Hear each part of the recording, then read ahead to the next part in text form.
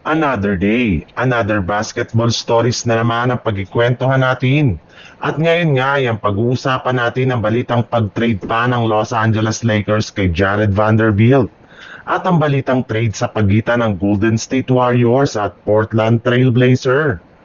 Sa official nga na pagpapapirma ng Los Angeles Lakers ng bagong contract extension ni Luka Doncic, ay oras na rin naman nga daw po para sa kanilang coaching staff na gumalaw at gumawa ng mga bagong game plan na babagay sa kanilang kasalukuyang lineup para maging competitive sila next season.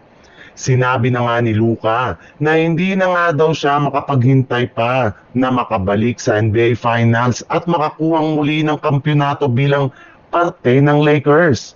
At isa nga sa mga inihahanda ng plano ni Coach JJ Redick ay ang pagkakaroon na nila ng bagong starting lineup kung saan posible nga daw po itong buuin ng kanilang mga players na sina Luka Doncic,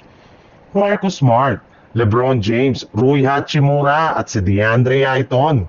Bukod rin dyan, pinag-iisipan na rin naman nga ng Lakers na gumawa pa ng trade sa mga susunod na linggo bago magtapos ang off-season kung saan posible nga nila ditong gamitin ang kanilang player na sina Jared Vanderbilt, Dalton Kenny, Gabe Vincent at Maxi Kleber para makakuha sila ng mas magagaling na player sa trade market.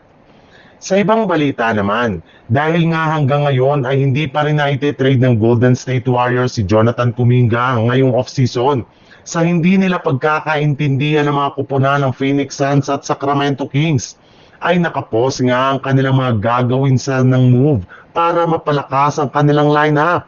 At magagawa lang naman nga daw nila yan once na tuluyan na nilang maipamigay si Kuminga sa ibang team. Pero hindi rin naman nga ito dapat ipangamba ng kanilang mga fans dahil sinigurado na nga ng kanilang front office na makakagawa sila ng move bago pa man magtapos ang off-season. Sa katunayan, base nga sa kalalabas pa lang na balita ngayong araw, makikipag-trade talk pa nga daw ang Warriors sa front office ng Portland Trail Blazer para makuha sina Drew Holiday at Robert Williams III gamit ang kanilang mga player na sina Jonathan Kuminga at Brandon Podziemski.